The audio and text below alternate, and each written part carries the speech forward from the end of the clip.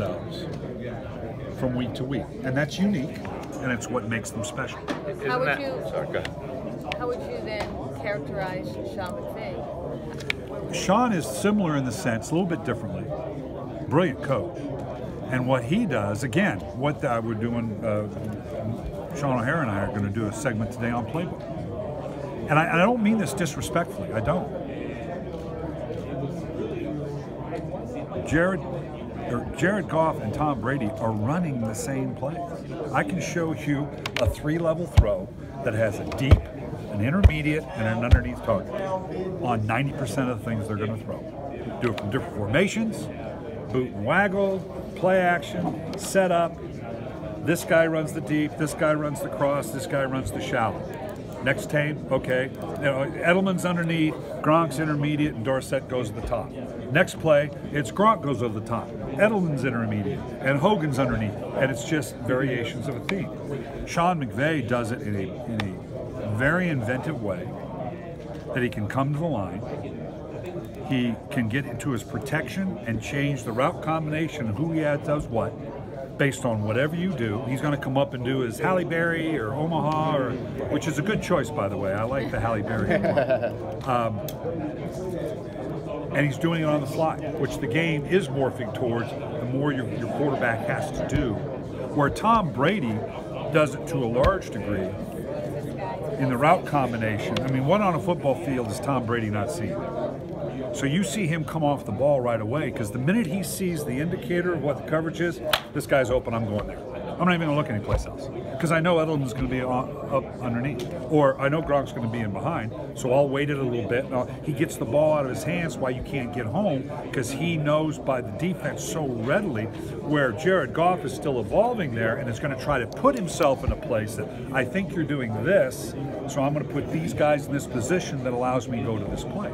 It's very inventive. It's brilliant in what they're doing, and they believe in it, and they're very good at it. What about, I mean, you expect Bill to throw out the playground, amoeba defense, whatever it is that, that he's been using this year a lot? We'll see. That will be, we'll get a sense of, again, whatever it is they think, and it changes by down and distance and field position as to what it is we think we need to stop. I think the number one thing they need to do, in my opinion, if the Rams win, my guess, and it's just a guess, is that after the game or on Monday, we're going to talk about the game that Todd Gurley had. Running the ball and out of the backfield. We haven't seen, the guy had 59 catches on the season, something like that. He's right there with Kamara and that group in terms of what he can do out of the backfield with these extended runs, what I call them XOs. They're basically extended handoffs, flats, shallows, that type of thing.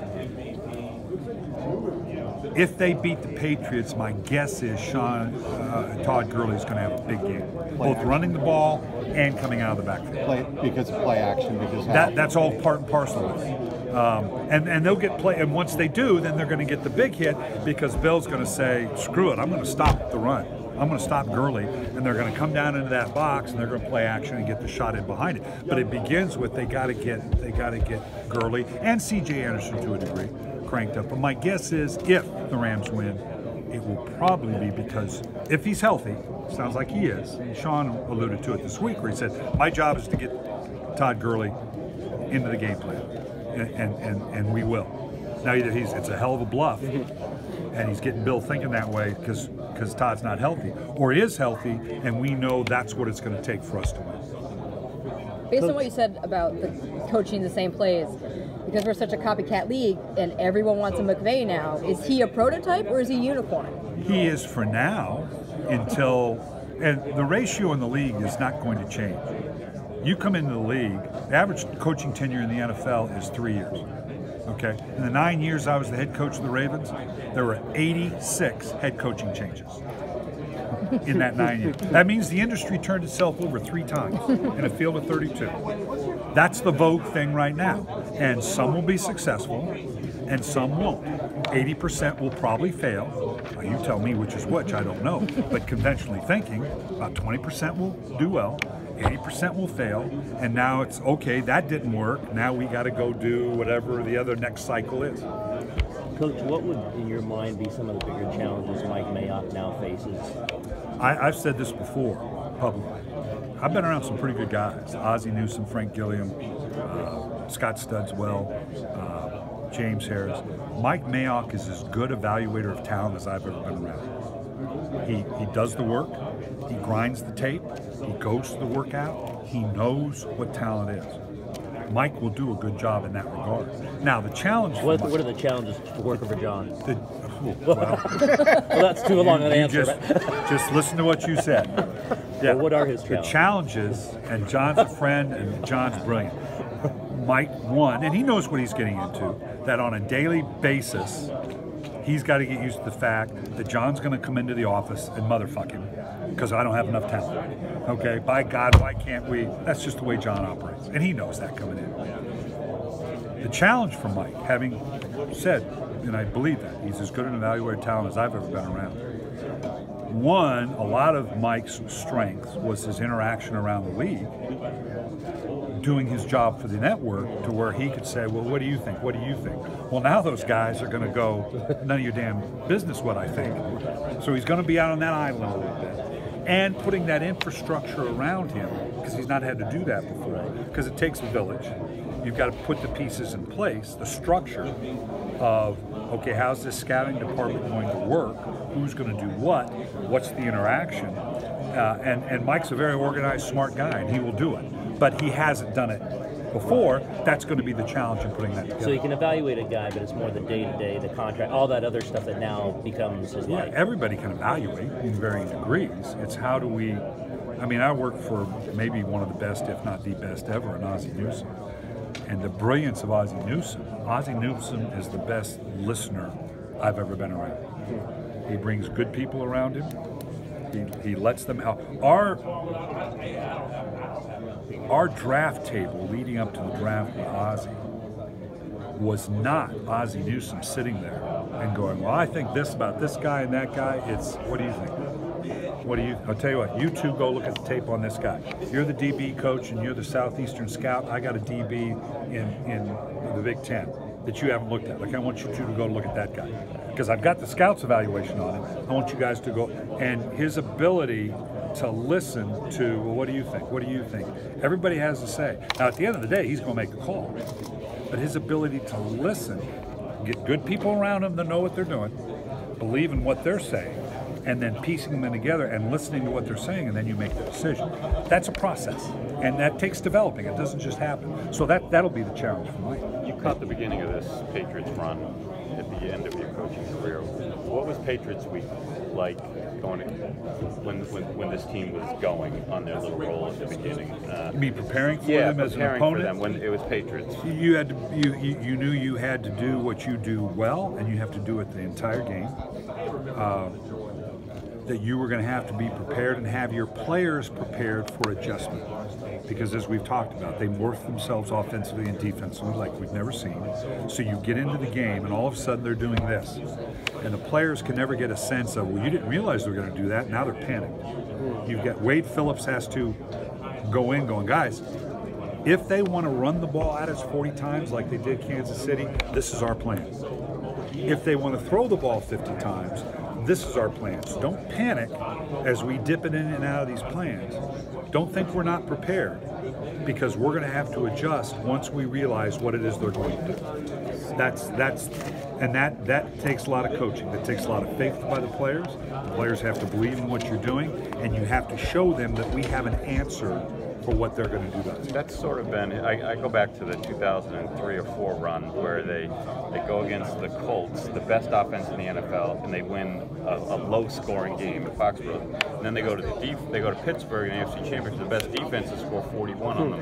And so they in 2 games went the opposite of what you would think normal teams would do. And the challenges that they faced in facing Kansas City with that smallish defense, and an offense with Tyreek Hill and a quarterback that's just playing out of his mind, is a totally different challenge than what they're seeing. Not better or worse, just different than what they're seeing in a big physical front 7, size in the secondary, and an offense that has the ability to run and throw the ball, play action with equal balance, and adjust themselves as well as anybody in the league to what you're doing. Brian, a quick changing pace, but you obviously transitioned from coach to media. If Bill Belichick wants to make that same transition, right? And I've asked this question and it's got the same laugh.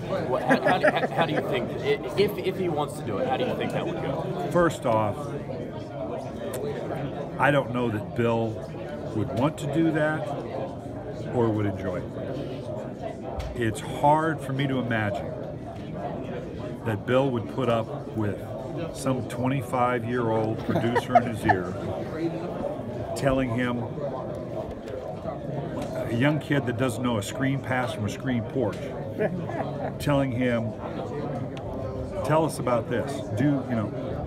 That ain't gonna happen. Now, maybe I'm wrong. Maybe I just, even if he did do it, I don't think he would enjoy it. It wore Bill Walsh out, and I worked with Bill on a number of different levels, and I know when Bill went in, and Bill was a natural for it. He was intelligent and can articulate, but he says, Brian, I can't do it anymore. I don't, the lack of football. I've worked for Fox, I've worked for the NFL Network, I've worked for CBS. The most uniform statement that you get, and I've done games, I've done studio shows, I've done sideshows. It's too much football. You're talking too much football. Okay. Give me the chicken suit and we'll go do something else, and I'm making light of it to a degree, but because I understand that sometimes you can get too technical and you're talking over people's head and they don't want to hear that. I get that. But people seem to love it with Romo, right? Yeah. What's that? People are loving it with Romo that he's calling. Yeah, even though he's right about a third of the time. Romo reminds me of that middle. You come up the line of scrimmage, the little middle linebacker going, "Watch out for the screen, watch out for the draw, and the deep pass." Okay, and I'm going to be right with one of them, and I love it. It's great energy, and it's great fun. So yeah, if Bill does that, God bless him. That'd be great. That'd be great. It would be fun. So the Patriots are saying we're still here is the new mantra. How about that? And we can go back over the last 7 or 8 years. At different times, people have said it's over. Brandon Jacobs, after they beat the Patriots in 2011, he said the monster's head has been cut off. The Patriots are dead, and they've been to 5 Super Bowls since then. Obviously, it suppresses you, but the staying power of this. We've never seen the likes of it. We'll never see it again, ever. We won't. The league's just not structured that way. It's like that defensive group that we broke the all-time scoring record. There's a lot records get broke all the time.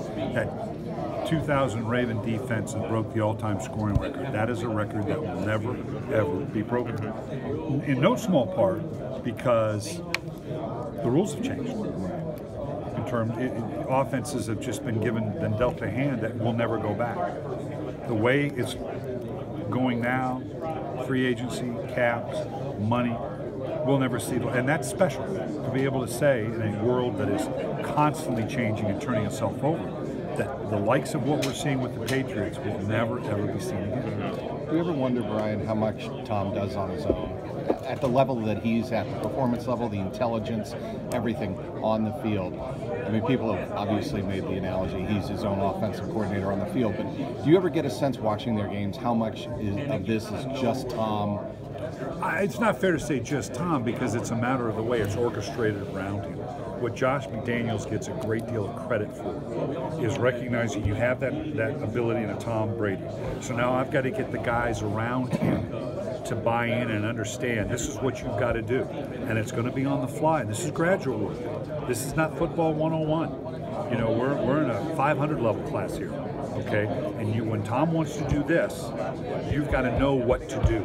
Their offensive line's a perfect example of it. Sean and I do every week. It seems like we put an offensive line up, and you get these amoeba run-around defenses, and you see the back coming in to chip with the guard, and they're on one guy, and there's 2 guys coming free off the edge.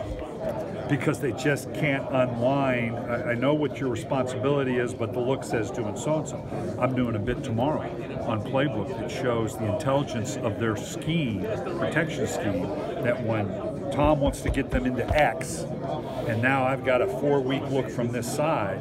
I know I don't have the right number count, but I know they're going to drop these 2 guys out, and I know my center, even though his obligation is to go to the 3-man side, will see that and work himself back to the 4-man side, and I'm protected.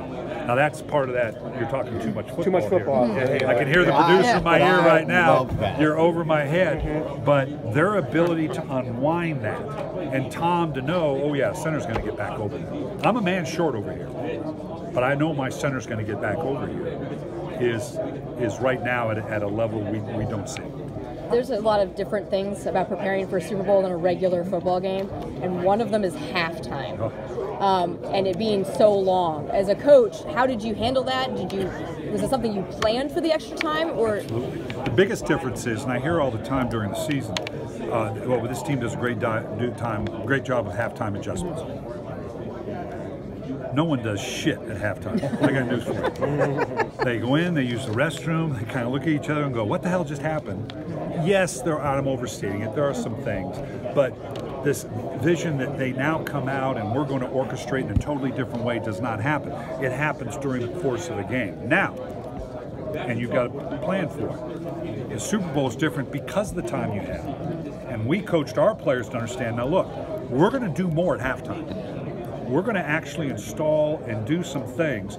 Don't think we're panicked. You know what the players think? Oh my God, the coaches are panicked because now they're no. We have the time to actually address some things. So be ready. We're going to do that because we have the time. Plus, you're trying to keep them occupied for the period of time. And we're going to re-stretch. So yes, you have to have, and obviously the Patriots know exactly what to do. And the Rams' challenge is to, okay, they know this. Sean McVay knows this. And I guarantee you, he's put together a plan to tell the guys, okay guys, this is going to be different, and this is how we're going to handle it. Is there anything specific at halftime that you can remember from your Super Bowl that was really helpful? Ours was simple. Those guys were kicking the hell out of it. Okay, just keep doing what you're doing because they haven't crossed the 50-yard line. So go get them. This notion of, you mentioned I walked up about Belichick is famous for taking it away with the other team. Is there something to that? Is that just the narrative that we do, people like us? No, it's going? Every coach does the same thing. Bill just does it better. He's very situationally focused. He does as good a job as we've ever seen at getting the players to understand. I remember hearing Rick Pitino one time talking about basketball, saying, look, I let my guys play. There are about 4 or 5 times during the course of the game I have to tactically get them to do something that will impact the outcome of the game. And it's usually 4 or 5 things. Well, it's a little bit more in a football game, but Bill has a structure, and you can see him looking both offensively and defensively, sizing up. And whether it's flipping over to McDaniel or the defensive guy going, okay, this is happening to this. We got to do that. And that adjustment, specific, third down, red zone, whatever. He's as good a tactician of understanding when we need to go into this mode or that, going it on 4th down, going for the 2-point, changing gears and going vertical, or deciding to take the air out of the ball and moving his troops in a way that accomplishes what he feels we have to do to sustain the win. You went against Tony Pacelli a lot. Yeah. I recruited Tony out of high school. Tried to get him to go to Stanford. Didn't work. Son of a bitch went to SC. What made him special, and is he a Hall of Famer? Yes. Is he first ballot? I give up trying to figure out what constitutes a first ballot or not, which doesn't diminish it at all. But yes, he has been one of the dominant, great tackles in this league, worthy of a Hall of Fame. Any memories of him? He was a little like Jonathan Ogden in that he was a good enough athlete that whatever mistake he made, he could make up for it. Very much like Jonathan in that way. Very competitive, very tough. And clearly, I had it the whole time I was in Baltimore, what a luxury it is to start the meeting and going, okay, we don't have to worry about that. We don't have to turn this line that way. We don't have to chip over there. We don't have to put the tight end over there. We're okay on the left side. That's a hell of an advantage to start with. Those battles with McCreary were special, right? They were. And Michael would tell you that. Because Michael's game, and Michael could change up and the speed on the outside, but he was you weren't going to bull rush him. Right. You just weren't going to do it. But he was tough to get around too. Coach, can you envision any scenario where Goff and McVay become anything close to Brady and Belichick in terms of longevity and success? That's asking a lot. Now, maybe Breeze and Peyton, Sean Payton maybe, but this 18-year run and wow, it'd be great. But like I said earlier, I think this is once in a millennial type of. The league itself makes that a little prohibitive to do. Notwithstanding the age, could Brady and Belichick continue this on for another 20 years? Notwithstanding, they might. The way the league has morphed might be a little tougher. So if you're going to bet on it, I'd say no. But you never know. Marvin Lewis was your defensive coordinator in 2000, right? How would you and Marvin have game planned, schemed at a Super Bowl for Tom Brady?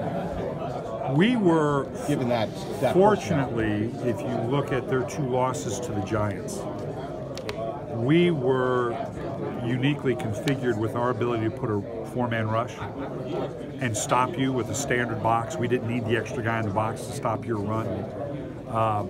That group would have, and it would have been a challenge now, because that was a pretty good group. It would have been an interesting battle. I think we could have put pressure on him up the middle, much like you might see with Sue and Donald, Saragusa and Sam Adams. The small ball that they play, one of the hallmarks of that team was the ability to tackle in the open field. You might complete it, but you weren't going to get any extra yards. Now I'm all but biased, but I think that group would have matched up very well. I asked the obligatory Kyler Murray evaluation smaller quarterbacks question here. So that's kind of it. You look at a guy his size. Is there something prohibitive? Is there a benchmark, et cetera, et cetera? No, he's an outstanding athlete. I'll go back to my original statement. Unless you have a guy that can beat you from the pocket for 35, 40 throws, this league, I've got to see that be done on a consistent basis. And I'm saying, well, what about, say, Russell Wilson? Russell Wilson's shown he can beat you throwing 40 times from the box. Now, you usually get him outside, he kills you. Okay? I think Deshaun Watson has some great. These are guys that can augment that, but these are guys, if you never let them out of the pocket, can still beat you. Okay. Deshaun evolving that way. Can Murray do that? I don't know. Have you seen enough from college to think that he might? He's just using this to leverage his baseball contract, isn't he? I'm not sure, but we all have to. I mean, why would he? I think that's. And if I'm drafting, how do I expend a high draft choice on a guy to just be leveraged? So you wouldn't use a first-round pick on him? If you want to buy into that style, with the Lamar Jackson conversation we had, sure. But you're talking about a fundamental change in what you're constructing your team around. You better have another one, and that's yet to win in the NFL. So the size is less of a thing than the baseball mixed with the baseball thing would be, to me, prohibited. I'm not going to draft a guy just to leverage in the baseball contract. Now maybe it's different. Maybe he can convince them, no, I'm going to come play football. I think there's probably a lot of smart people advising him. You're a 5'8" guy that's going to come into the NFL, and this is what's going to pay.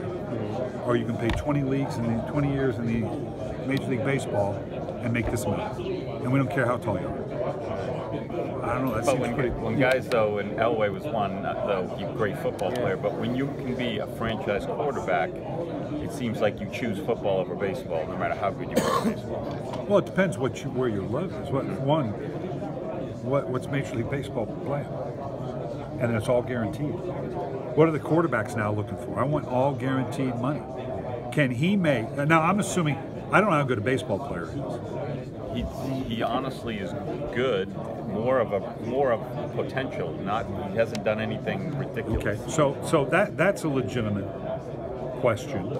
Maybe he's a better football. I can't make that answer. Maybe he doesn't want to ride on buses in the minor leagues. Could be, and if that's the case, okay, I get it. But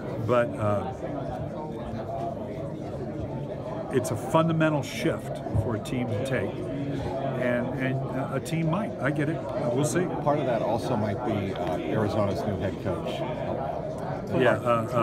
Kingsbury. Cliff Kingsbury has said he would make him the #1 quarterback, and if Arizona, that might be a situation, right, where if the coach loves you and believes in you, then that's great. Great. It will be fun to. It'll be a fun challenge to see a coach who gets run out of Texas Tech, hasn't coached it down in the National Football League, that's now going to renovate the entire league. You sound skeptical. He needs he needs to call Chip Kelly, have a conversation. Might do him some good. Coach, we'll see. It'll be fun to watch. I'm just throwing that out there because that may be fun to watch. Part of what Coach, he's. Look at this New England run game, especially in the last 4 games and certainly in the playoffs. Break down what makes that effective versus the Rams had more stacked boxes in the playoffs. That's but that's a big matchup. Yeah, the Rams are a better front seven than they have faced. Yeah. Better's the wrong word. The Chargers, very good defense. Fast, that group of safety / linebackers with James and Phillips, and that's unique. Good team. Kansas City, undersized. Okay, this Ram group is a big physical group, and not that they can't be run on. Secondary struggle a little bit, tackling in the open field, but the front seven's pretty good. My guess is, and that doesn't mean the Patriots won't run, and they'll stretch them out and do the things that they need to do. But when you start with Sue and Donald on the inside, that's tough to run against. My guess, and maybe they'll come the other way around because conventional thinking says you would, that they plan on running the small ball XOs, get the ball in it, because I'm not going to challenge that front seven. I will, to a degree, but thinking we're going to line up and run the ball like we did against Kansas City against the Rams, I don't know that they'll think that's the way to go. Why has that Patriots run game been so good? Because they run when they can run and they're configured. Otherwise, Tom's going to throw it. They're going to use the number count. They're going to be scripted up to take advantage of. We were bigger and more physical than the Chiefs, so we're going to run it. Or you're going to have to account for small ball by spreading to the outside so we can run the traps and the counters and whatever, or the draws, and be effective with the number count. And will they do that with? I don't know that they're going to look at those matchups and that count and say that's the way to approach the Rams. I think they'll have a different way to approach the Rams.